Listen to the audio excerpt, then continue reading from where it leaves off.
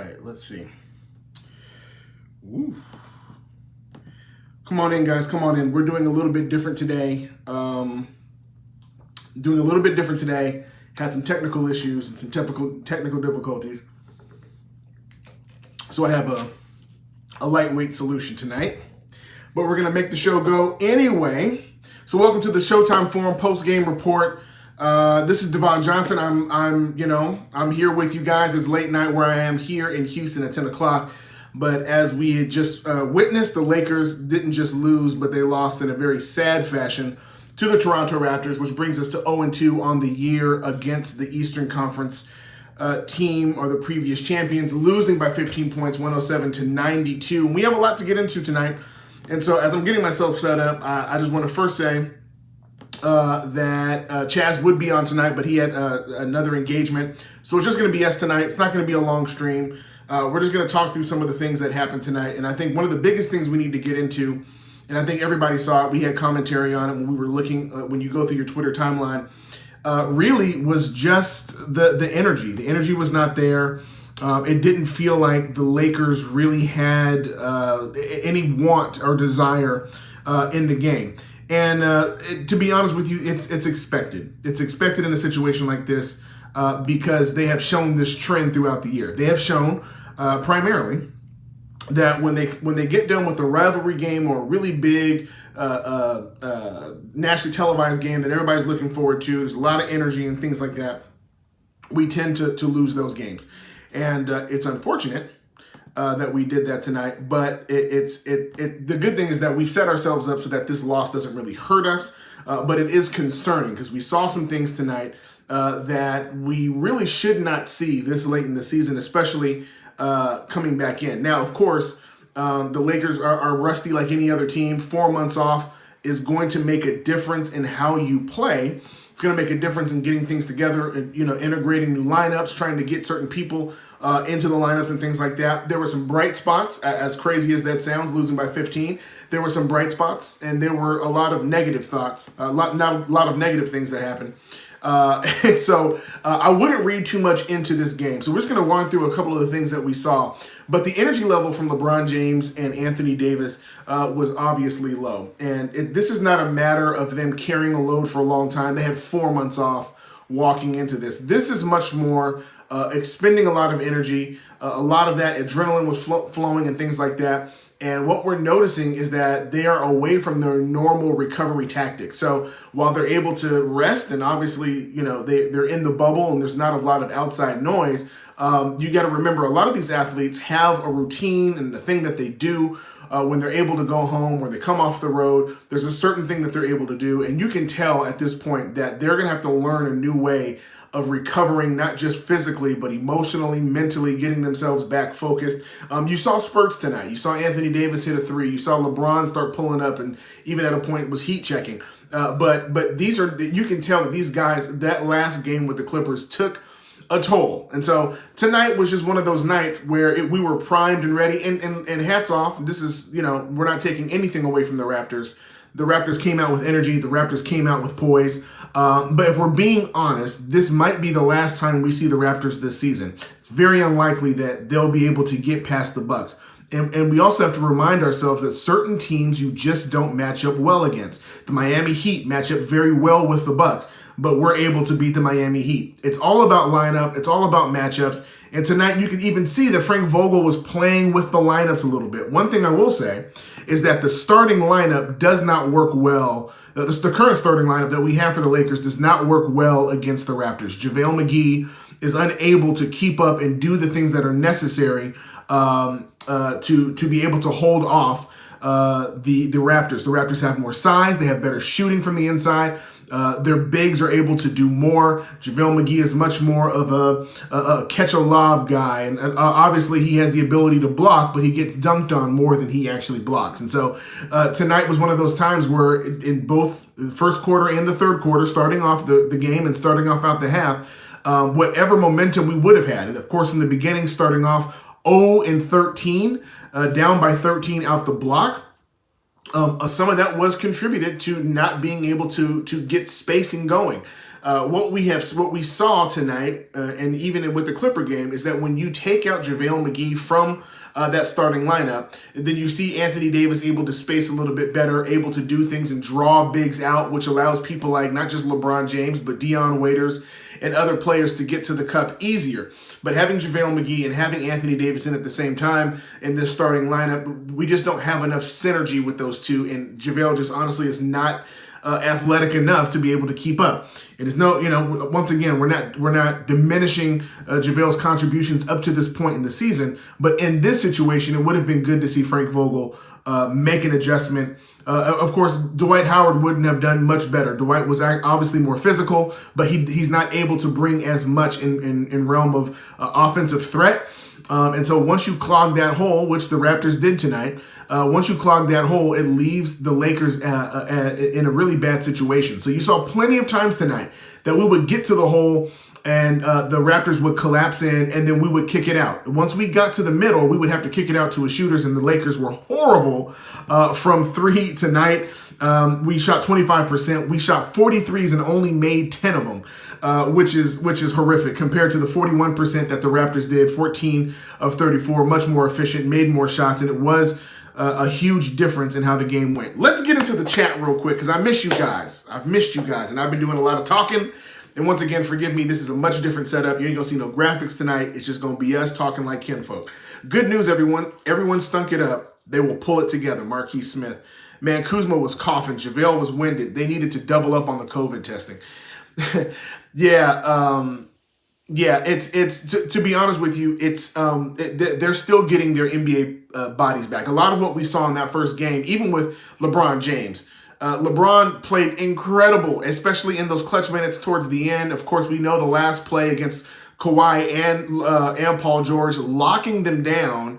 But if you go and you watch what happened after that, you see LeBron James laying on the floor. He did this on his Instagram story, laying on the floor, completely tired, and was just struggling just to get into the shower and into the bed because he was that tired. Obviously, he's not injured, and this is not age, but these are guys getting back into their NBA bodies. And not just that, but they had that game turning back around, and in less than 72 hours, they're playing the Toronto Raptors, who was an incredible matchup for us. They have the length, they have the size, they have the chemistry with each other, and once again, they're the reigning champions. And so you have that kind of combination. Tonight was one of those nights that we probably could have said that this is a trap game, or this is one of those games that you just know that the Lakers were probably going to drop. Doesn't hurt us in the standings. We're still going to be the number one seed. Has no bearing on whether or not we can win a championship. It just shows where we are in comparison to where we need to be by the time this 8-game season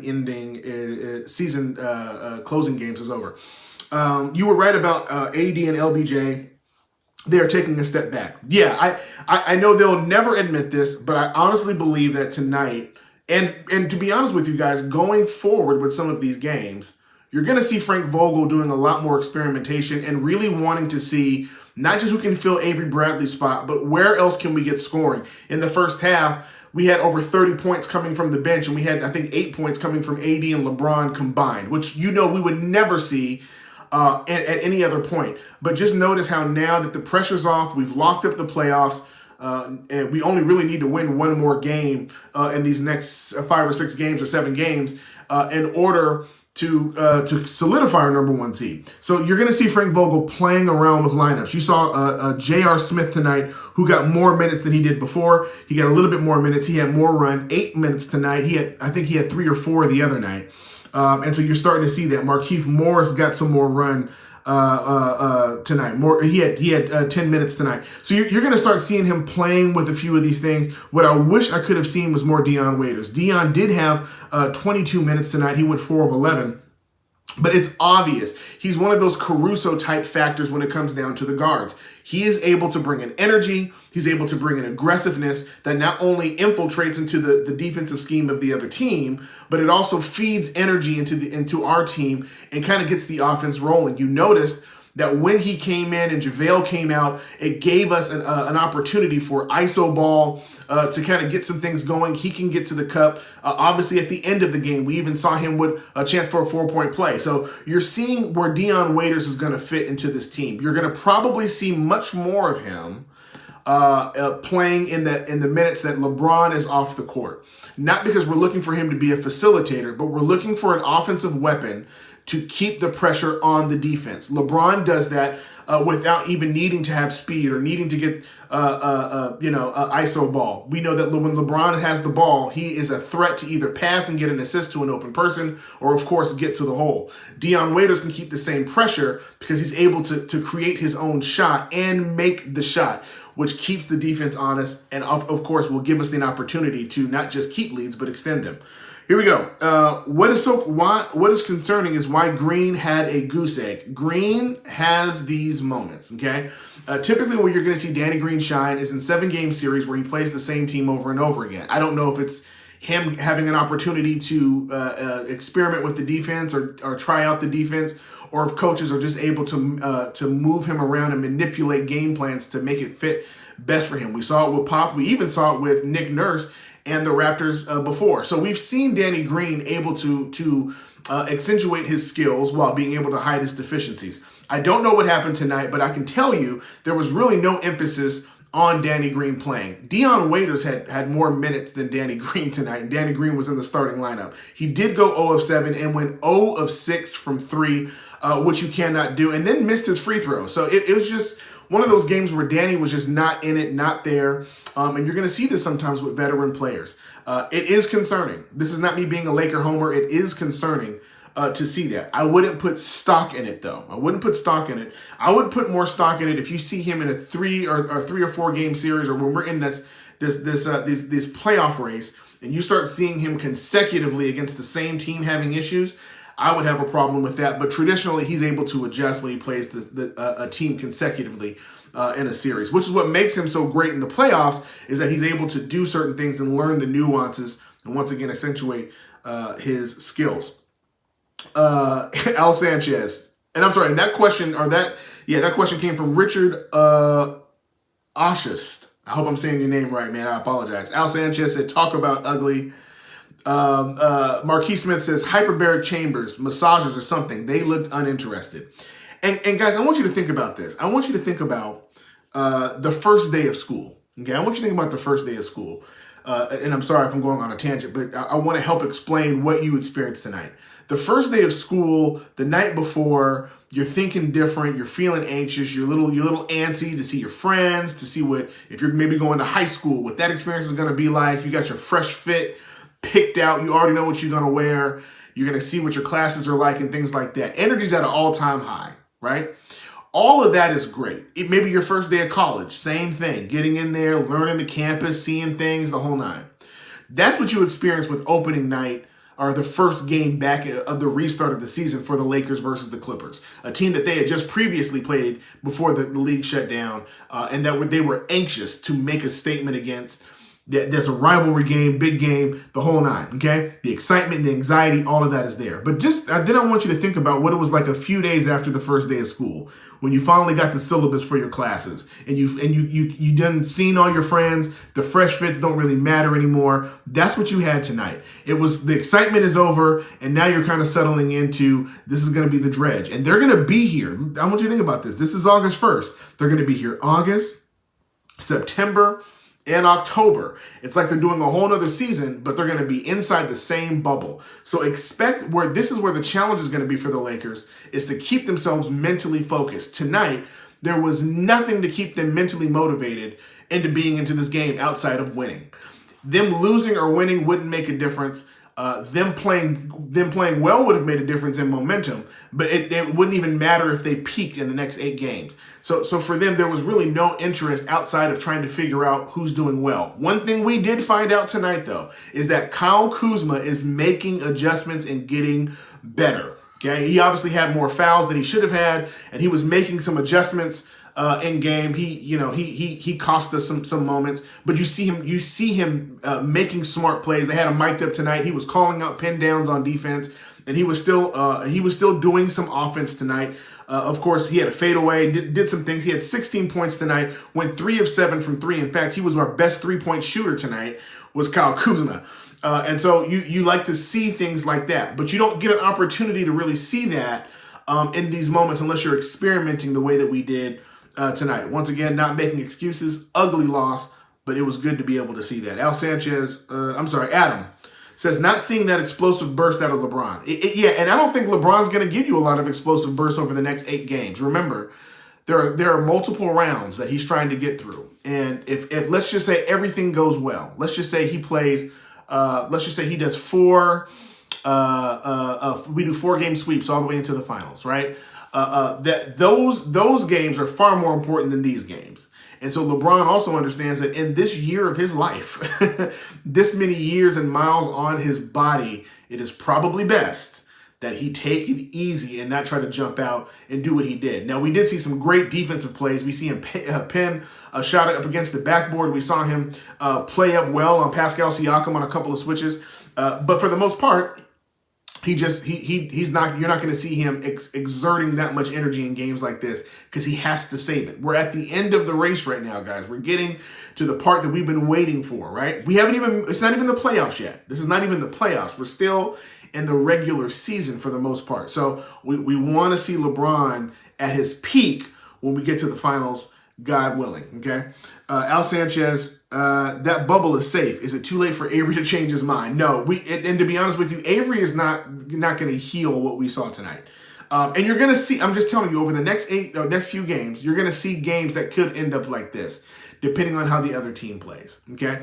Teams are really trying to figure it out. If anybody watched the Houston and the Mavs game, the Rockets and the Mavs, then you saw an atrocity of a game, but it was just a scoring fest, right? Almost 100 points in the first half.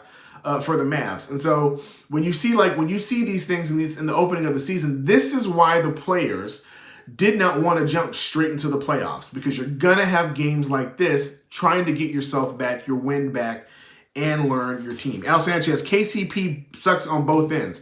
Listen, we remember what happened with KCP in the beginning of the year, and once he got rolling, he was really, to be honest with you, he was a huge part of us even getting to 50 wins this year, because he was able to turn it on. And a lot of us had to apologize for our slander.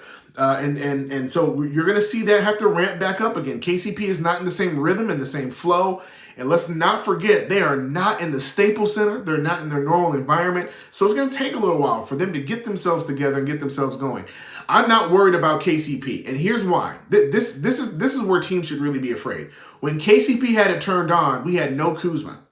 Kuzma was not playing well. A lot of people were like, let's trade him. He had up and downs and the whole nine, right? Now you're seeing Kuzma become much more solid on offense, getting much better at defense, learning his role better, scoring 16 points tonight. In fact, he scored more points than Anthony Davis. And we saw that tonight. Sorry, something was falling over there. We saw that tonight. If KCP can get it going into the playoffs and Kyle Kuzma is doing his thing, that becomes a very dangerous duo going into the playoffs, and not to mention Dion Waiters and anybody else who could contribute off the bench. So these are things to look out for, things to watch. Of course, he wasn't doing well tonight. He didn't do well the other game, but that's fine. We're not looking for KCP to be the exact KCP he was before. We're looking for him to peak at the right time. Tonight, just to kind of give some background to it, tonight he did have 5 points, but he was a minus 27 in the plus-minus, played 30 minutes. A lot of his issues were the same issues that J.R. Smith had. They were missing a lot of defensive assignments. They were losing people in the midst of the switch. Hats off to Nick Nurse. He was aggressive with the switches when he was on the offensive end. KCP allowed a lot of points, and if we notice that KCP tends to have his defense and his offense run together. You tend to see KCP do this best on offense when he's playing well on defense, and tonight it did not translate in any way, shape, or form. Al Sakusik, major facts. JR took us by. Al Sanchez, Kuz was exposed on D. Not as much, not so much. Kuz had issues on D, but a lot of it was dealing with Cal Lowry's flopping, right? Anybody who has watched Lowry play, then you know that he's going to throw his body everywhere. How many times did we see Lowry on the floor, running into people, the whole nine, right? I don't look at Kuz being exposed tonight. I think he's learning now that you're going to have certain people like Lowry, Harden, things like that play the game a little bit more eccentric. They played a little bit more in the creative space, where they're much more actors than they are anything else, right? And they're gonna do whatever they can. They're gonna be much more flamboyant with their actions. When they shoot, they're gonna be doing crazy stuff. They're gonna go to the cup. They're gonna throw their body around, things like that. This is different than the Clippers. None of the Clippers really play like that, with the exception of Pat Beverly. But like Lou Williams is smooth, right? Or Paul George and Kawhi Leonard play far more disciplined basketball, even with their bodies. So it's much easier to play defense against them, because you know they're not going to throw themselves around. Tonight, a lot of that, and two of his fouls for Kuzma came trying to defend Lowry. And that's where Lowry was getting most of his momentum tonight, was doing crazy stuff and drawing fouls by just being who he is. Adam, Danny Green was trash. Yes. Tonight, Danny Green was trash. But I'm going to harken back to the very first time we saw Danny Green prove his worth early in the season, when he hit that 3 to go into overtime. Danny Green is one of those players where you look for him to do things in the pressure moments. In fact, you'll notice his shooting percentage when he's wide open is far lower than when he catches and shoots with somebody either running at him, trying to run him off the line, or he has somebody on him. He tends to shoot better with pressure. I don't know why. I don't know what that is. I don't know if that's how they trained him in San Antonio or what. All I know is that when Danny Green is in pressure moments, LeBron's going to look for him. Rondo's going to look for him if Rondo comes back and runs point. So we're not looking for Danny Green. He needs to hit his open shots. Absolutely. That's where he needs to work on his weakness. But for the most part, when we need him to hit the shot, we need him to have a meta world peace moment. Kobe, pass me the ball. That's what we're looking for from Danny Green. If he can hit those shots in pressure moments, then all is forgiven.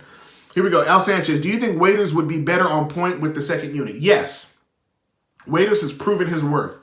Two things that we're trying to get with Waiters that I know for sure Frank Vogel has talked about and is going to be necessary. Number one, Dion Waiters is getting acclimated to playing in Frank Vogel's system with defense. These are things that he has, no matter how great he is offensively, if you're a defensive liability, then what's the point of you playing defense or playing offense if all we're doing is trading buckets? So he's learning defensive schemes. J.R. Smith, to be honest with you, just kind of jumping into this, J.R. Smith is so far behind in the defensive category. He does not understand schemes. I can't even explain to you how many moments I saw him lost, literally running from one side of the three-point line to the other, trying to find his man, because he doesn't understand defensive assignments yet. So the same thing with Waiters. Waiters is far more further along in the defensive mindset. Dion's IQ is better. He's actually doing way better with passing. But Dion is going to get a lot of run in the playoffs. He's proven himself to be exactly what we need him to be. A point guard who's able to get off the dribble and do what he needs to do, get to the cup, create his own shot, and just be aggressive and have confidence, and he has that. So I don't know where his minutes are going to come in regards to who gets taken off of that, but I know you're going to see a lot of him. You're going to see a lot of Caruso playing those backup minutes. Tonight, there were some questions about the ending rotation, right? Dion Waiters got put in well deep into the fourth quarter where the game was pretty much decided. What you saw on the court was Kuz, you saw KCP, Anthony Davis, LeBron, and you saw Caruso. And what you saw was who Vogel trusts defensively with length and with speed to be able to handle what was going on. So look for that lineup to kind of be the defensive-minded lineup. I know that sounds crazy because Kuz is in there, but you take out Kuz and you put in maybe a Danny Green, but Danny Green doesn't have, he's older and is not as quick as a Kuzma. So you know, you're looking to see how he's lining up certain things in crunch time. I truly believe in a normal playoff setting, you probably would have Dion Waiters in that moment. As opposed to maybe even a KCP, depending on how this point scoring goes. So we'll see what happens. DL Johnson, what happened to Danny Green tonight? The same thing that happened throughout the entire season. Up, down. This is not his first goose egg of the season. He's had others. We do expect more out of him, but we're hoping that the more comes during the playoffs. Al Sanchez, I thought Green was supposed to be a good defender. Green is he has a high basketball IQ, but once again, going back to what I just said a minute ago, he's just not as quick. He's just not as quick as he used to be. He's been in the league for a minute. So this is, you're talking about somebody who has some miles on his legs, but he's playoff savvy. He understands things. And here's going to be the key for the Lakers. as everybody knows, every media pundit, all of you guys as fans and myself, we know that the whistles are going to get swallowed in the playoffs, okay? So you know that Danny Green is going to be able to play things a little bit differently to his favor as a veteran once we get to the playoffs as a defender. Hopefully, because tonight was horrible, horrible refereeing. I'm sorry. There were multiple moments where I was like, the referee literally has no idea what they're doing. You're hoping that things go back to regular playoff refereeing as it would in normal seasons. Hopefully the bubble is not changing that. That will benefit Danny in multiple fronts that'll benefit him. You slow the game down to half-court sets. That benefits Danny, right? But when you have a team like the Raptors who likes to get out and run, do transition, and just pull up, Van Fleet, Lowry, just pull up and just shoot, that doesn't benefit Danny very well. Because once they get him off his feet, he has no recovery whatsoever. So he is a good defender in the right situations. Leslie Johnson, we're shooting all year. We've actually shot worse, as crazy as that sounds. In the third quarter, by the time we got to the third quarter, both teams were shooting sub 40%. Of course, that changed a little bit, but to be honest with you, not by much. We ended up shooting tonight 35%, but the Raptors only shot 41%. So overall, as bad as the score looks, it was an overall bad shooting night overall. Where we really got killed was in the turnover category. We had 17 turnovers to their 14. The fouls were pretty much even. We had 25, they had 28. But I want you to notice the free throw shooting, okay? We had 33 free throw shots. Okay, we got to the line and we had 33 shots at the free throw line, but only made 24. We shot 72% from the free throw line. I just want to point out, just pointing out the score. If we would have just had that would have changed the momentum. The Raptors only got to the line 26 times, but they made 23 of the shots, so they only missed 3 free throws. The Lakers have to get better at free throw shooting. Period.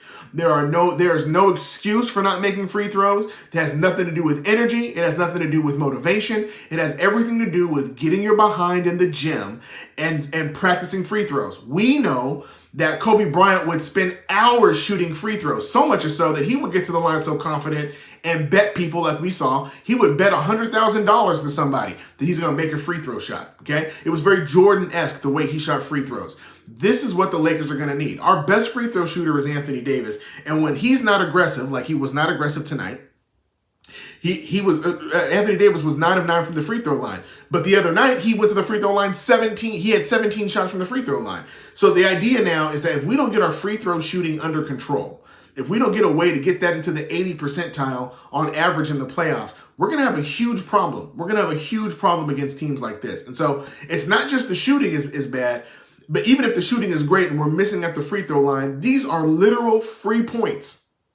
They say, here's the ball, there's the basket. We're going to keep everybody out of your way. Just shoot it and make it. Okay? That's what a free throw is. And when we miss those shots, it is literally giving points away that were given to us. So we have to get better at that. Marquise Smith, good point. First day of school, they spent more energy than normal. It's still taxing mentally. Yeah. And so you're going to see that swing. You're going to see a dip. You're probably going to see them come out a little bit more anxious, a little bit more excited on the next game because they got embarrassed tonight. And they're going to have to hear people talking about, oh, they're not going to win the chip. We told you that the Clipper win was nothing, yada, yada, yada. They're going to hear that. It's going to get them motivated again. We've talked about this. Okay, we've talked about this all year. They respond to disrespect. And the disrespect is getting ready to happen. In fact, Kyle Lowry was doing a lot of disrespect, and we could hear it. He was talking and, like I said, being flamboyant. That stuff's going to translate into the next game. And I really do feel like the Lakers are going to start their trajectory right back up again. But we have games like this, guys. It's going to happen, okay? Al Sanchez, I thought the refs were calling it more Toronto's way. What do you think? I think, to be honest, I couldn't even assume they were calling it one way or another. They were just so inconsistent. And guys, I gotta say this. Let's have a moment, okay? Once again, this is late night talk. We gonna be family tonight. Form Familia. That's your new name, man. Form Familia, yeah? So here's the idea. The refs are gonna be the refs no matter what, okay? But if we don't stop looking for the whistle, we're going to be in trouble. Too many times, when it gets to the point where Caruso now is starting to throw his hands up. Caruso, KCP, Kuz, Braun, everybody, every time they miss a shot, they immediately go to the ref and start complaining to the ref. Well, the other team is transitioning.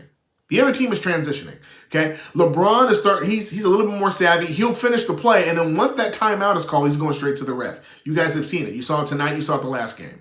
We have to learn how to suck it up and just play and just know that the refs are not going to call a fair game. It's just not going to be fair for either side. They're just not consistent enough, and they're not good. They're not good refs right now. Hopefully in the playoffs they'll have a good unit that comes in and a good veteran crew that's able to handle it. But right now, these refs are just not good refs, okay? Literally, there was a point where a ref was checking to see if LeBron had done some kind of, I forgot what they call it, violent, intentional action with his elbows going to the cup.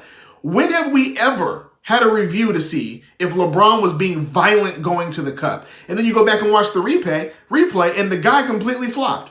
So this is bad officiating. If it's not just that you're calling a foul, but you're looking for things that have literally, like, no one's looking for. No one's even thinking about that, okay? So these are things that we have to just put in our minds. The refs are just not prepared for that, so let's just play ball. Anakat Mohan, good to see you. Danny Green, and please, I want you, if you can, in the chat, just phonetically sound it out, because I feel bad if I'm spelling your guys' names wrong or I'm saying them wrong. Please help me. Danny Green was trash. He's been trash all season. He's been trash until we've needed him. Once again, we won a game. We sent a game into overtime because of Danny Green. Danny Green has had ups and downs, but we're looking for him in pressure situations. Blake St. Clair, I'm okay with experimenting with the rotation before dialing it in and making a push with momentum for the playoffs. Yes. Okay, guys, I want to point something out to you tonight. This is going to be so crucial in my thinking when it comes down to what we're going to see. Anthony Davis and LeBron James both played 35 minutes tonight. They're going to be much closer to 40 in the playoffs every night. Okay, so in my opinion, this is the first game that we've had all season where every starter was double digits in the plus minus category, negative. Okay, so Anthony Davis minus 17, he had 14 points. LeBron James minus 20. When have you ever seen LeBron James have a 10 rebound game, 20 points, 5 assists, and he's still a minus 20? Here we go. JaVale McGee, a minus 10, only had 3 points and 4 personal fouls. He had more fouls than he had points, okay? Danny Green, he had a goose egg, minus 11. KCP, a minus 27, lowest of the game. Now, look at this. I want you to notice the plus minus here in the bench. Morris had a plus 10, okay? He played 10 minutes, had 6 points, and had a plus 10, okay? Dion Waiters, a plus 8. Alice Crusoe, a plus 2. What are we seeing here? Quinn Cook had a plus 1. He obviously doesn't count. But what are we seeing here? We're seeing in this last game and in this game where the bench seems to be being much more supportive than they were during the regular season. This lends to the idea that Vogel is really trying to get that second unit locked in to what the playoffs are going to look like. So you're seeing the experimentation. You're seeing what he's looking for. You're seeing the plus minus on one side go up, and you're seeing the plus minus on the other side go down. What you can count on is that if these were the playoffs, you're not going to see Anthony Davis and LeBron James playing 35 minutes and only having 14 points and 20 points. You're going to see that far different. You're going to see far more assists. You're going to see far more rebounds, far more aggressiveness. You're going to see that come once the playoffs start. But you're not going to see that now because the way he's playing with these lineups, the starters are never really going to have the plus minus that they need. Okay, here we go. On account my hand. Start Kuz instead of JaVale these last few games to see how things are. I don't think he's going to play too much with Anthony Davis at the 5 starting out. I think right now he's going to keep JaVale where he's at. Tonight was a bad matchup for JaVale, but let's say against the Nuggets, a little bit better. You have slower bigs that are going with the Nuggets, right? So JaVale can do a little bit more work, right? So you're going to see JaVale pretty much be the consistent constant in there. What I didn't like tonight was that it just felt like JaVale was so wild. Even his first shot was crazy, trying to go underneath the basket and then throw it behind his head. It was just, there were moments where JaVale just felt like he was back in like old JaVale mode and not that Warriors, that Golden State Warrior, you know what I'm saying? Like that real, that what we know him to be. So I'm expecting him to have a change, and you better believe that they're going to go back and watch this film and they're going to get eaten alive for some of the stupidity that they had tonight. Here we go. Concerned LeBron looked off the past 2 games? No. I think LeBron is literally saving it.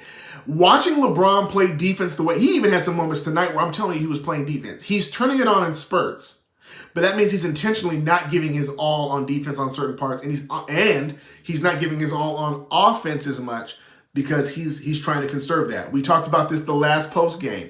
When you see LeBron start just settling for threes that are way beyond the arc, it's because he doesn't want to go to the paint. Not because he's scared, but he's trying to preserve his body, okay? And in a night like tonight, where it was violent in that paint, folks' bodies were flying everywhere all the time, twisted ankles, all that stuff.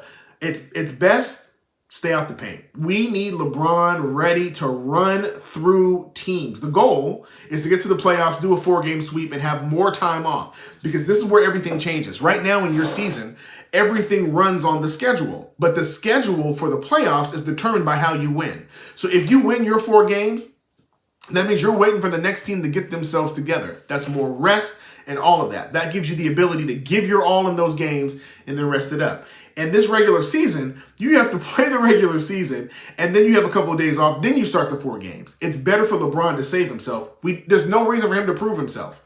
He can go into post-Christmas mode the way he was his first year. He can go into that like, I'm just taking it easy. Obviously, like, you know, the record doesn't matter. The record doesn't matter for us right now, okay? No one's going to catch us in that number 1 seed unless we were to lose all our games, which is not going to happen. Blake St. Clair, good to see you, Blake. Getting the Clippers win gave the Lakers the ability to not look over the shoulder for this one pre-playoff stretch. Yeah. And once again, guys, we talked about this. I'm going to keep bringing it up. We talked about what their schedule will look like. That this was going to be a test, okay? For instance, we're going to play the Rockets in a few games. The Rockets may end up doing the same thing they did tonight. The difference is we have bigs that they don't have, and obviously Toronto has bigs that the Rockets don't have. So it would be a different setup, but the next game we have is against Utah, right? So who do you have? Gobert, right? JaVale plays better against Gobert. Anthony Davis eats Gobert alive. That's his midday snack is Rudy Gobert, okay? So you have that. You have Oklahoma City, who traditionally plays us rough and plays us tough, but we match up better with them. Chris Paul is not the quickest guard. He's veteran savvy, but not super quick, right? So you're going to see us match up a little bit better. Toronto just matches up better with us against us. In fact, I think they've won like 13 games against us straight or something like that, something crazy. Indiana, Denver, Sacramento. These are teams that for us is going to be easier wins than a Toronto and against the defending champions. Okay, let's keep going. Raptors will be a tough matchup in the finals. Yeah, but once again, the Raptors don't match up well against the Bucks, right? So it's as great as the Raptors look and as great as their record has been. Running through the playoffs for them is not going to be as easy in the East for them. Okay, I do not anticipate them making it to the finals. But Frank Vogel said it. He said they are very much a contender to repeat the championship. So Vogel sees them on the radar. He respects them. But the truth is, I don't think they're going to make it past Milwaukee. We missed Avery Bradley tonight. Yeah, we did. We missed his defense more than anything. He would have gave Lowry trouble. But you better believe, man. You better believe they're going to start showing some film to get these guys ready because I want to see Caruso more aggressive on the defensive end. He had some moments tonight that were not very AC. It was much different. But I need him to grow in that area because there were some moments he picked up full court, did great. There were other areas where he wouldn't even notice that there was a pick coming and then get blown by. So Kuzma still gets caught. Too slow to guard the small players and not strong enough yet to guard the bigs effectively. Blake St. Clair. Yeah. So here's the thing. Kuzma would do better against like a Chris Paul. For instance, if you just look at the Utah lineup, Kuz would do better against a Donovan Mitchell. Not because he has to be super fast, but because he has the length, and Donovan is not as fast as a Fred VanVleet, right? On the opposite end, there's not a lot of big, bulky guys on Utah that Kuzma has to deal with, right? There's no Serge Ibaka. There's no Marc Gasol, right? You have you have length in Gobert, and then you just have like a lot of wings and guards and whatsoever. So for Kuzma, it's easier for him to guard. We saw what he did against the Clippers, right? He has picked up his game defensively. What we do know, He is not elite defensive. He's not going to be first, second, or even third team all defense. But he is far better than the bottom of the barrel that he was as we've known him going into these last 2 games. So we're seeing him trend in the right direction. He's gonna miss defensive assignments. He's gonna get blown by. It's gonna happen, right? But I just want to point out again that this is another game where he was the third scorer, which is what we asked for him all season. Adding in the defense is really the cherry on top. That's what we're looking for. Tonight it was LeBron, it was him, and it was AD, the top 3 scorers on the Lakers. This is the second night in a row. This is consistency for him. Okay, so even if he does get blown by, at least now he's contributing at a more consistent rate, and he is able to play defense a little bit better, right? So shout out to Lowry for taking control of the game. Our Achilles is now our point guard spot. It's always been our point guard. Period. Avery Bradley showed a lot for us when we played the Clippers and the Bucks. But I just want to rewind just real quick because I think we tend to forget this. When Avery Bradley was out and KCP was getting a majority of those minutes, there was a question of what do we even do with Avery Bradley because KCP was playing so well. Okay, so what we're really asking is if KCP plays well, if he plays well defensively, then you don't miss Avery Bradley as much. What we're thinking of is the freshest thing in our mind is Avery Bradley on that weekend against the Bucks and against the Clippers and the way he embarrassed Patrick Beverley and had the fire, okay?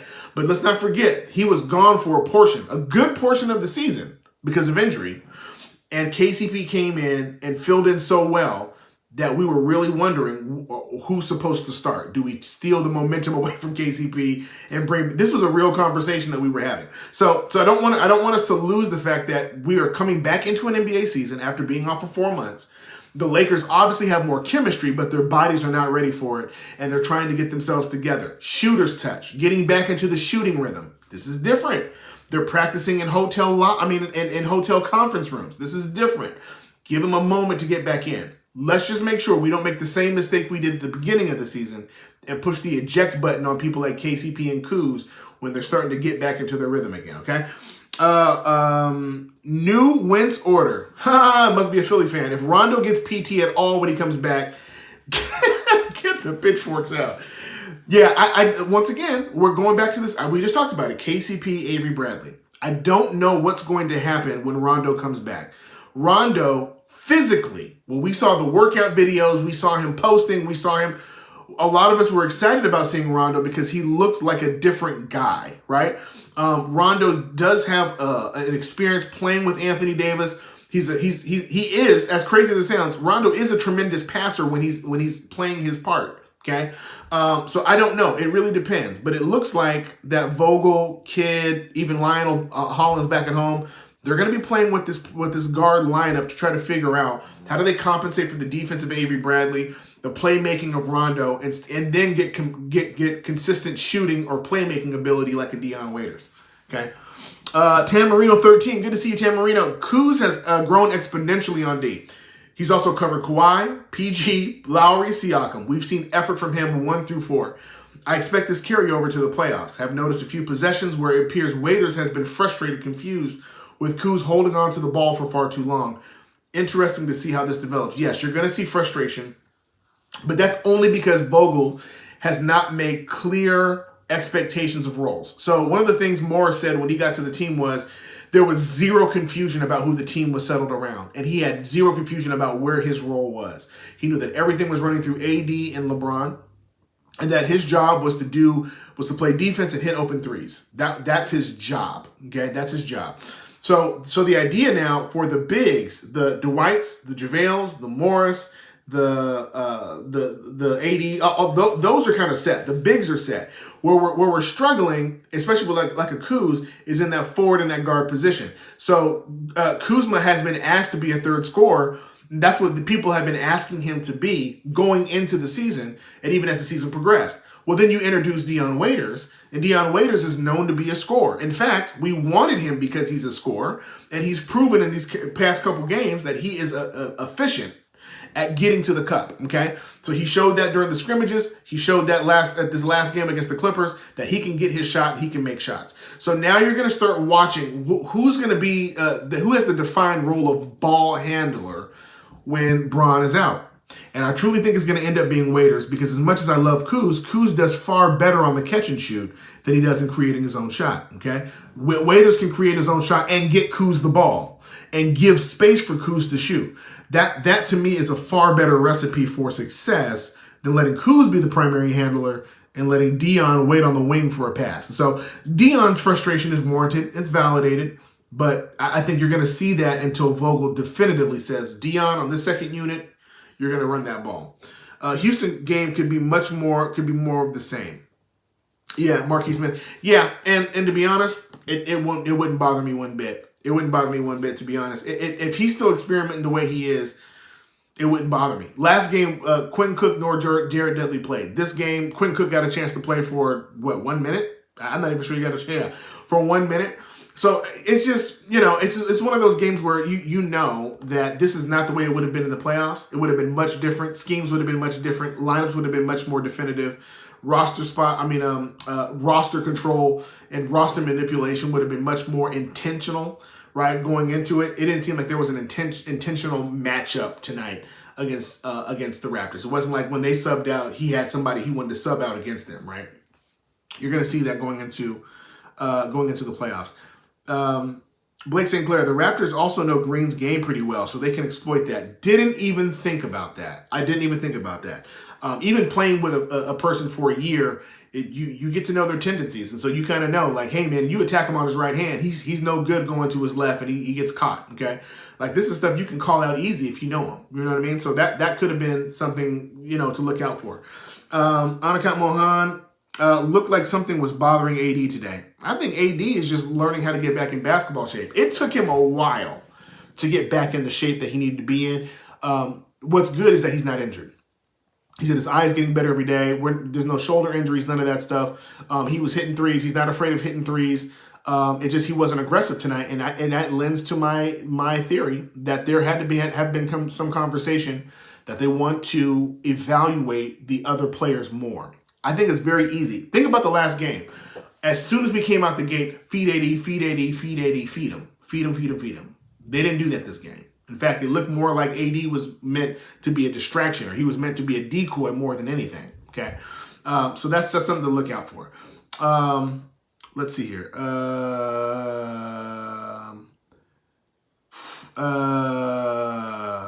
Kyle Lowry had 14 rebounds. Yeah, and he's an annoying rebounder. He's an annoying rebounder because what he does is he's able to play. So this is how the Raptors essentially work, okay? The Raptors keep their bigs in a position of the mid-range and underneath the basket. What that does is allows Kyle Lowry to play around the perimeter. When he shoots the ball or somebody else shoots, the bigs essentially are boxing out our guys. But if you notice, you're not seeing huge effort out of their bigs to get rebounds, right? So even when you look at their bigs, right? When you look at, Marc Gasol tonight, who had 7 rebounds, but you go down, Ibaka only had 4 rebounds, right? They're clearing the way, essentially, for a smaller guard to come in and get rebounds. There's no reason why Fred VanVleet should have 5 rebounds, right? Literally, the highest rebounders on the Raptors starting lineup was the backcourt. Like that's the way they play. And so once again, you can't do that with like a Utah. Utah doesn't have enough size to be able to box out to allow other bigs to get in there, and we dominate in those games. Houston can't do that because they have no bigs either. So LeBron still can't make free throws. Guys, he's never lied to us and told us that he could. Nothing in his history has shown that he can. He's going to be around 75%, 70 to 75% for his career. That's just going to be him. I can't explain it. Don't know why. He's not Anthony Davis, nor will he ever be. He also, though, he's not Alex Caruso, right? Where it's like he'll shoot 50-something% for the year. Okay, so we're grateful that he doesn't have to do that, right? But once again, the job is not for LeBron to get to the free throw line. If we're feeding this right, AD should be at the free throw line more than anybody on our team. So we'll see how that goes. Professional sports is dead. Gary Mirabal. Apparently he didn't watch tonight. D.L. Johnson, amen to the free throw problem. Yeah. Lakers going to have a problem defending players like Harden and Westbrook without Avery. Well, here's the difference, right? Here's the difference. The difference when you talk about a Harden or a Westbrook, when you're dealing with Houston, is that you have to utilize your strength against their strength. So what do you do in those situations? If you know Houston has no bigs, they're playing small ball on every part of their roster. So you know that their goal is to spread out your defense, right? And to shoot perimeter shots, okay?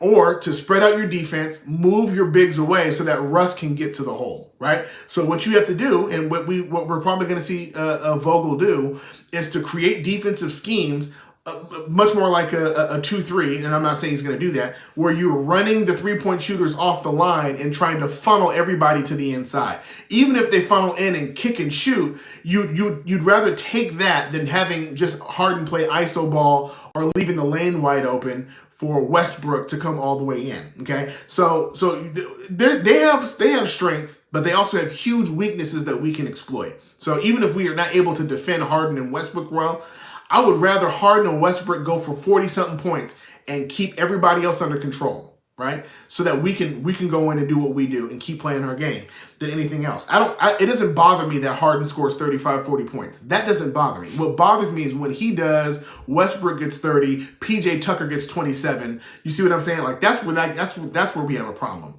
Scorers are going to score, period. You're not going to stop Harden from scoring. I'm sorry. We're just not set up for that. We didn't even construct our roster for that. That was not what we did, okay? You're not going to stop Kevin Durant. You're just not. There's certain players that are just going to get their shots. Your job is to create a scheme that keeps their offensive flow from gaining momentum on these spurts of these runs, okay? Form Familia, 24K. Yes, good to see you, cousin. Concerned about LeBron's last two games. He's been very passive and his shots not falling. Not worried at all. I'm counting all of this as him conserving all his energy. This is not young LeBron. This is end of my career LeBron. I just dyed my beard because you guys saw all these grays for the first time. He's going to conserve himself because once again, we have to remind ourselves, these games do not matter. They do not matter. I know it feels like they do, but these games matter more to their conditioning and learning the roster than it does to wins and losses for us. It means far more to the Raptors, far more to the Rockets, far more to the Jazz, far more to it means nothing to us. Okay? LeBron never gets foul calls. Anakat Mohan. You're going to see that change. You're not going to see it right now, but you're going to see that change come playoffs. Hostile act. That's what they called it. I called it a violent act. Hostile act. James Michael. Kobe would have done what it takes to win that. LBJ is different, but Chip's still the end goal. I'm going to be honest, guys. I'm not even sure. I know Kobe would have, but I don't think the rest of the team would have cared as much. Like, I think Gasol would have had like a 14-point game tonight if Powell was playing. Because it's just a game that doesn't matter. In fact, in the old school, Phil probably wouldn't have even played him. Just to be honest. I know we say like, hey, he wouldn't, but Phil would have bent Kobe's ear and been like, hey, dog, like, to be honest with you, as many miles as you have on your body, you probably need to sit down for a minute. If we're being honest, right? The hostile foul. Yeah, Tam Marino. Don't know why Keith didn't play more. He was good in his 10 minutes. They're going to ramp his minutes up, trying to figure out where he fits in the scheme of things. But he was much more active tonight. And I liked it. You know what I mean? It was only 10 minutes, but you're probably going to see it hit the 15, 17-minute mark in the next couple of games. And then we'll find out what it looks like in the playoffs. So don't fall in love with people's minutes in these rotations. Even Caruso. Don't fall in love with people's minutes, or don't take what these rotations look like in the next several games as what the playoffs are going to be. This is the time to evaluate, see what you got. Because once again, the guard spot has been our most unproven spot all year. Okay? We know we've had Avery Bradley, but Rondo's been inconsistent. We had Troy Daniels for a minute. We had Quentin Cook. Caruso's been great, but we've been kind of utilizing him. That's why it was never defined when Avery Bradley was out who was going to take that spot, because it's been so inconsistent behind him. So you're going to see a lot of that evaluation happening. Is there anyone that can take KCP's place? Al Sanchez. They're not going to replace KCP right now. In fact, we got to remind ourselves, and I'm going to tell everybody now, Get in those DMs, get in the comment section of KCP's Instagram, and feed this man positive energy. Dwight Howard and KCP need our positive energy. If we go in there talking smack, the last thing we want is KCP going on that downward slide. Gas this man up so that he can have him on an upward slide. We know that when his mental is right, then his shots are hitting and his defense is right. So please, jump into those comments and feed this man the positive energy. Give him the spirit bomb, man. Vogel got outcoached by a Nurse. No, they're coaching from two totally different positions. Nurse knows his lineup. Vogel does not. It's impossible to put them on the same plane because Vogel is dealing literally with his fourth different iteration of a lineup. He's had players injured and out. He's had roster changes. One guy walked, one guy left. Troy Daniels was like, man, just sign me out. I'm going to go somewhere else. And then you get into the bubble. And now Avery Bradley is like, I'm not coming. So now we're going to sign J.R. Smith. I don't know what to do with that. So Vogel has the grace to figure out his roster. Nick Nurse has his team.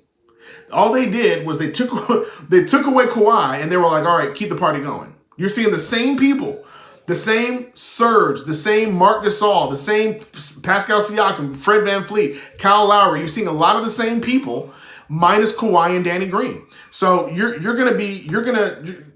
not a matter of coaching for them. It's a matter of him figuring out his roster. In fact, Nurse has had over a year with this roster.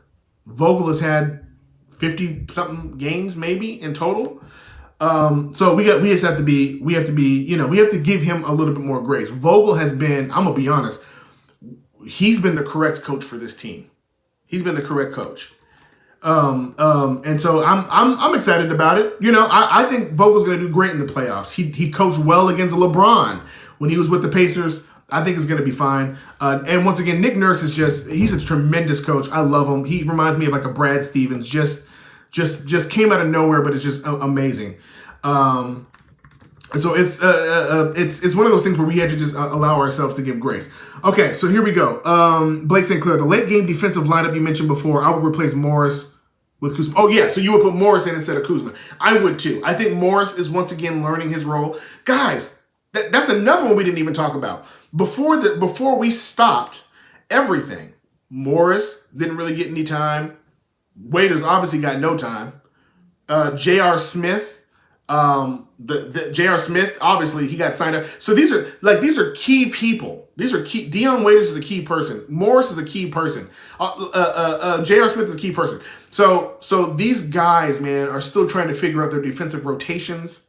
They're trying to figure out where their offensive sets go. I think it's going to be great. Or Siakam, Laker Metropolis. Good to see you, Laker Metropolis, man. Lakers haven't had a good point guard since forever now. I think the word good is a different word than a good starting point guard.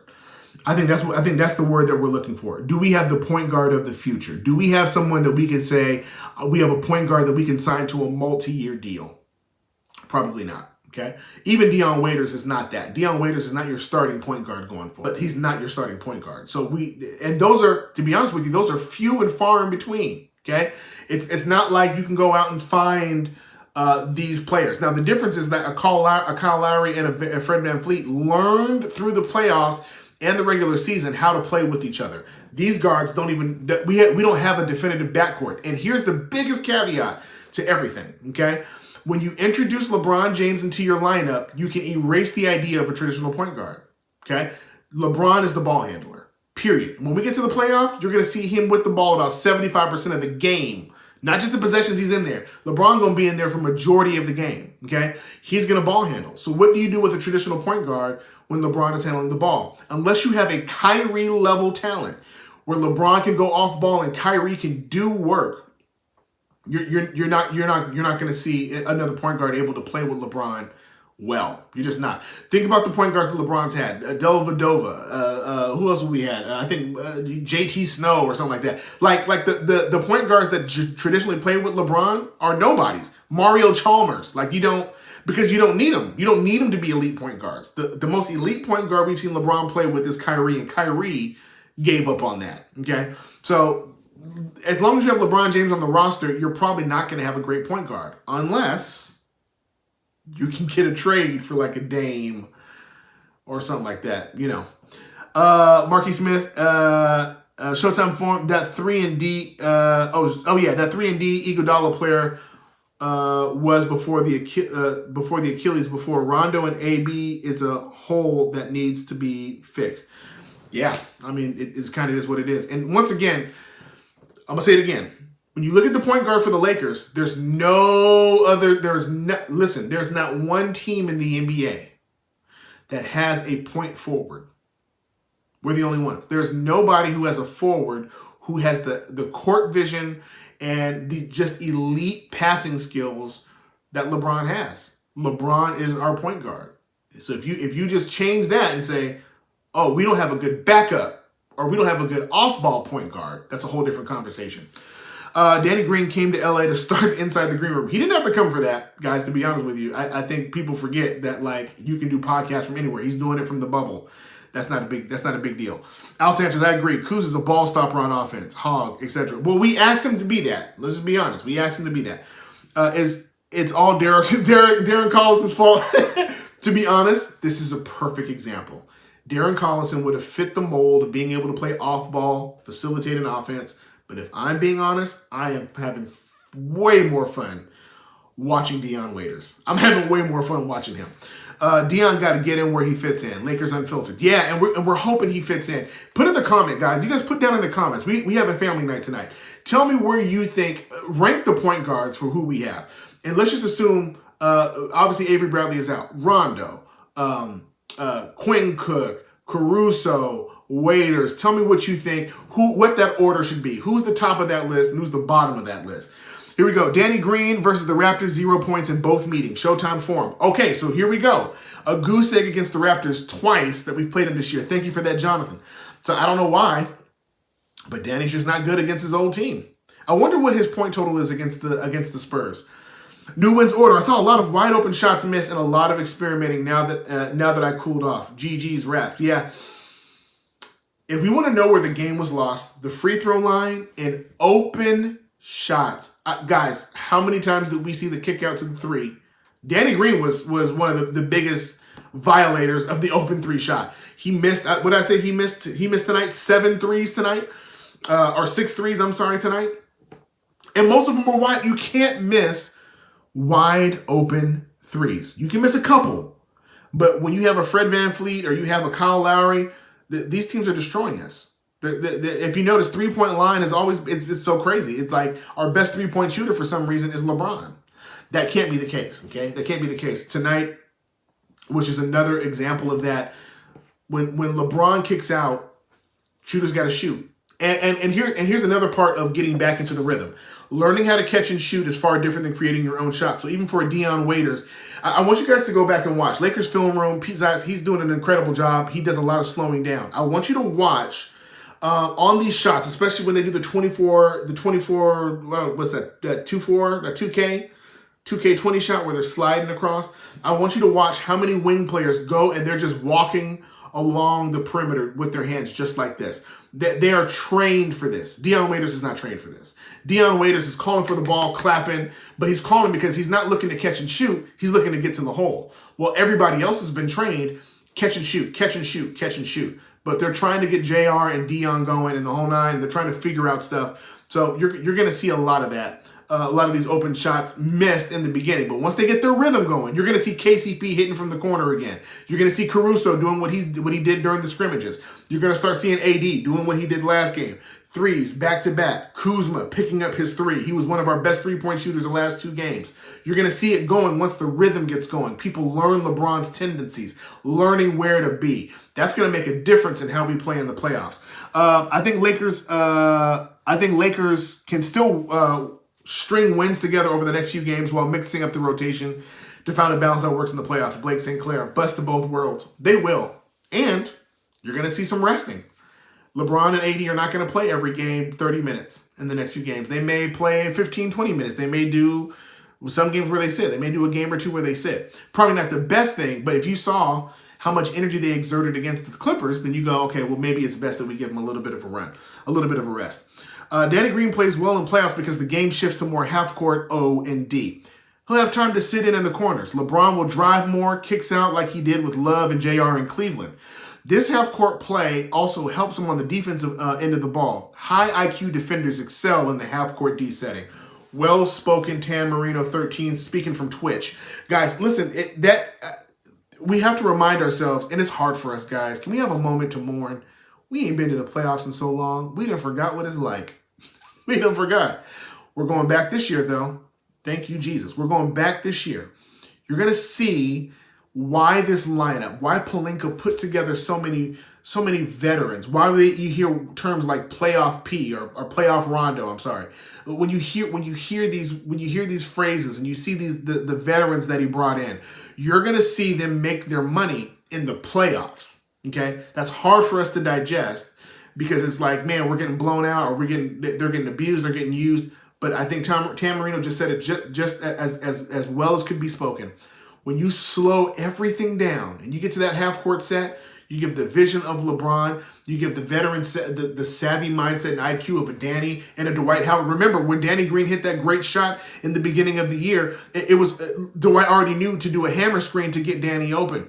This is some of the stuff that makes Caruso so great, is he's starting to get the veteran mindset of how to set picks. Pete, once again, from Lakers Film Room, did a great video on why LeBron and Caruso work so well together, because they understand things. JR understands LeBron better. He's trying to learn his space in the second unit. Notice that JR doesn't get a lot of time with LeBron right now. Just notice that, okay? So he's trying to learn himself without LeBron. But when he gets in with LeBron, JR knows LeBron's tendencies and knows where to be. So these are things you're going to start seeing that are going to become far more of a strength for us than it is a weakness once we get to the playoffs. DG played horrible tonight, and he's getting paid $17 million. Shaking my head. Lunch Money TV. Yes, or we could still have the Luol Deng contract. We could still have Timothy Mozgov. So we've spent money in worse places.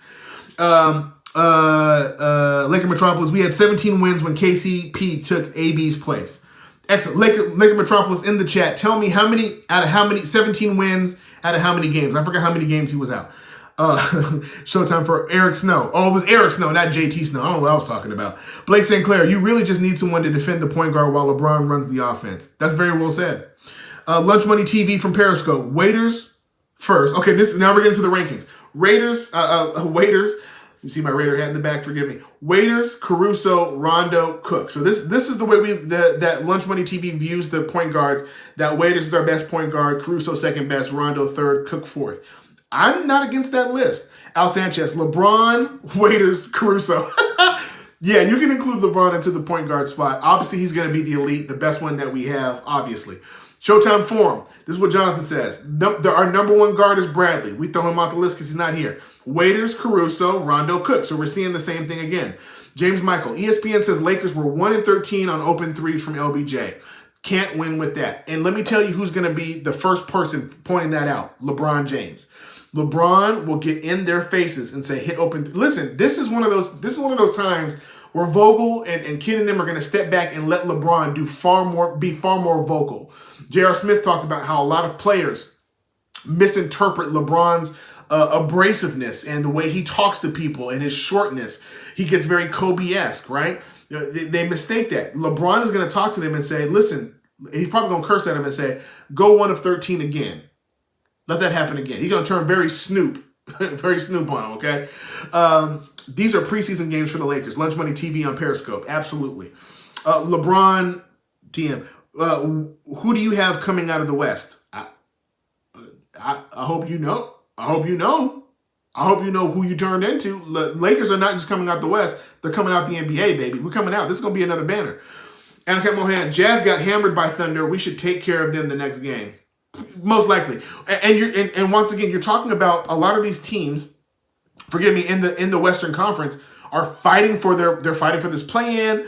You know, we're playing teams that are like really having issues, right? Are trying to make sure that their seeding is good, right? So for us, we just have to remind ourselves that a lot of these teams have far more at stake than what we do. And so I'm going over to the standings right now because I want to be able to take a look at where things are at right now. But for instance, The Houston Rockets, the Mavs, they're separated by a game, right? The Grizzlies, the Grizzlies pretty much have their spot set aside. But like the Oklahoma City Thunder and the Houston Rockets are in that 5th and 6th spot, right? They're still fighting to find that good seed. So people are trying to get higher seeds. They're trying to get better playoff position. You're going to see them playing a little bit differently. Lakers versus Raptors is my finals prediction. They both have the most championship experience and chemistry. Let me tell you something. As crazy as it sounds, the Raptors versus the Lakers would be far more entertaining than the Lakers versus the Bucks. I know that sounds crazy because of Giannis, but when you take away Giannis, you have a bunch of role players that really don't. I'll tell you what, the Raptors remind me of what the Pistons were when they beat us in the finals. This is what they remind me of. No real clear-cut star, but just the greatest chemistry, tough defense, greatly coached, just the ability to just get on your nerves and beat you. That's who they remind me of. It's not just the DNA, but just the way they're set up. That they really would come and just be that team that could really take out giants. And they seem to have that mentality. Late Lunch Money TV, what are your thoughts on playing McGee against the Clips and Rockets? I'm low-key shook. He's too slow. It all depends. Right now, to be honest with you, in these regular season games, it really doesn't matter. In the playoffs, the Clips, it's going to work more in our favor in the sense of the half-court set works well. He reads LeBron's lobs well, and it just works a little bit better in the half-court set. The Rockets run. Okay, and he has the length, but like what you said, he's not fast enough. If there's a way that we can play great defense and stop the transition run for the Rockets, it'll benefit JaVale. But Dwight's not much faster. Dwight just has a much better build, a little bit more athletic in his old age, but in our big category, our best thing we can do is have AD at the 5. But AD's going to have to condition like he's never conditioned before. He's never had to go this far into the playoffs or had those expectations on him. So he's going to have to get himself together. Are you concerned that LeBron hasn't been playing like the LeBron prior to the shutdown? No. I think LeBron's been playing great. I think LeBron's been taking it easy, and that's what I want to see him do. I don't want to see LeBron peaking right now. I don't. I want to see LeBron peaking when we get to the playoffs and we need him to turn it up. What we've seen from LeBron is that every time we need him to turn up, he does it.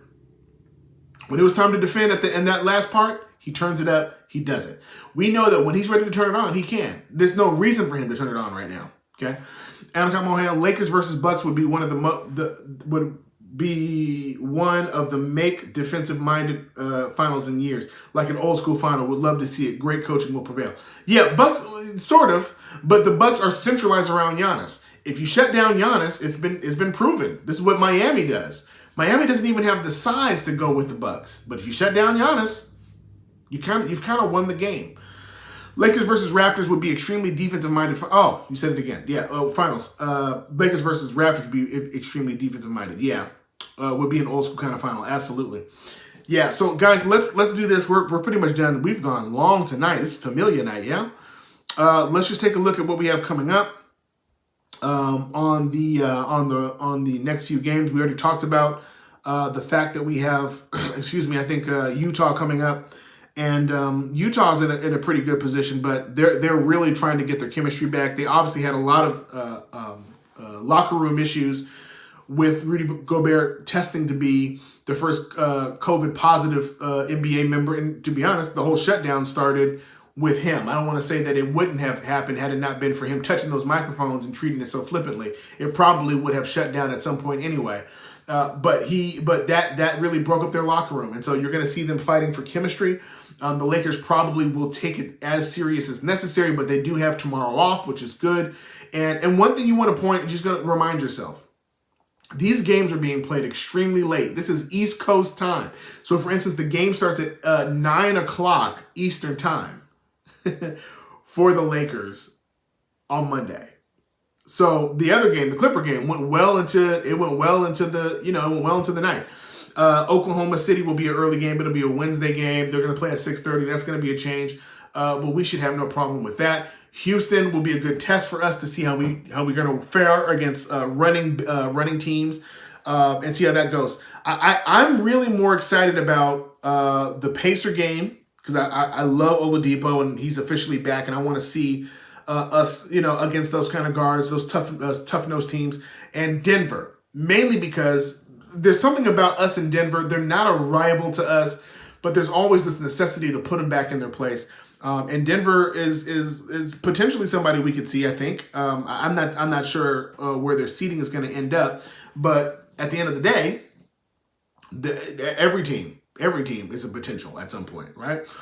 Sacramento, not worried. They haven't even scheduled a time for that game. To be honest, that will probably be the game that they sit everybody. Will probably be in the Sacramento game. That's where we're going to see JR and Dion and Caruso and Cook and everybody going ham. Giannis. I mean, not Giannis, but what's his brother's name? Antetokounmpo, whatever his name is. Can't remember his name right now. You're going to see these guys going crazy in that game. So, in the meantime, and in between time, Al Sanchez, I think teams will now double team AD. Yes, they're going to double team AD until someone starts hitting shots. If you start, I promise you, if you see them doubling, Frank Vogel will call a timeout. He'll put in one of his shooters like waiters, and then all AD is going to do is just do the swing pattern all the way around, okay? Like we tried it tonight. If you notice, we did a lot of experimenting with doing the extra pass. We messed that up because we had a shot clock violation on one, and a couple times we didn't finish the pass. But you're going to see them passing out of that double team. What that does is when you swing it around, just kind of going into NBA talk or basketball talk, when you have a player that's double teamed, the reason why you swing and not just go straight to the open man is you want to keep the defense spreading. So as you continue to pass the ball, you're seeing the people run out. It gives you the opportunity to, number one, find the open man, or it causes one of the bigs to have to come out, leaving the person who was double teamed on single coverage, hopefully with the mismatch. So there's a lot of benefits that come with having AD double teamed if you have people hitting their shots. This is where KCP was earning his paycheck during the season in that corner. When they would double team AD, he would back in, they would send the double, he would kick it to the corner, right? Or LeBron would come in, AD would set the high screen roll pick, they would both roll to the basket, and when teams were expecting, they were trying to double onto either LeBron to prevent the pass or AD to prevent the lob, LeBron would just kick it over to the corner and KCP would hit the shot. So you're going to see, if we can get that going, if we can get the three-point shooting going and not shoot 20% like we did tonight, 10 or 40, then you're going to start seeing that open up and AD able to do the work that we know he can do. Kostas Antetokounmpo, that's what his name. All right, guys, listen, it's been a great stream, hour and 16 minutes. You guys are my heart, man. I love getting on here, seeing my same family every single time. If we don't have anybody else, we have each other. The Lakers lost. We're gonna hear a lot of talk tomorrow. You're gonna hear a lot of people on ESPN. You're gonna hear, of course, Skip Bayless. You're gonna hear all these people talking about how bad AD is, how bad LeBron is. Don't believe the hype. It's the same guy who gave us 40 and 20, Anthony Davis. The same guy who gave us a 50 burger, Anthony Davis. The same guy, LeBron James, who was hitting multiple threes and doing double-digit assists and going to be potentially a MVP winner, if not a runner-up. This is a dynamic duo. This is the same duo that we got excited about that came when we got them together over the summer. This is who we got rid of Brandon Ingram and Lonzo Ball for. We have put all of our chips in on these guys. Do not let the media push you to a place where we start turning on our own fans. I know you guys won't, but keep the narrative of positivity going. We believe in this squad. The squad can get it done. We have the right coaches. We have the right system. Our front office has got it together. We are finally at a place where we're making a run. And here's the most important part. We're doing it for Bean. We're winning a ring for Bean. This is the year we're gonna celebrate not just Kobe's legacy, but we're gonna celebrate it with a championship. Listen, and I'm gonna be honest with you. I know COVID is real, but if I have to be masked up out on Figueroa, I will be there. I don't care if they throw a parade or not. I think we all should just meet up on Figueroa when we win this championship and just have a whole big Form Familia family fest. I'll bring a DJ, somebody bring some tacos, and we're gonna make it a thing, right? Yeah, man. Yeah. When's the most they have to get? Yeah. Oh, there's so many comments I can't get to them. Next post game Monday. I'm gonna see you guys Monday night. My boy Chaez will be back. We're gonna get the conversation going, and I promise we're gonna get to every comment that we can. I appreciate you guys, and I'll check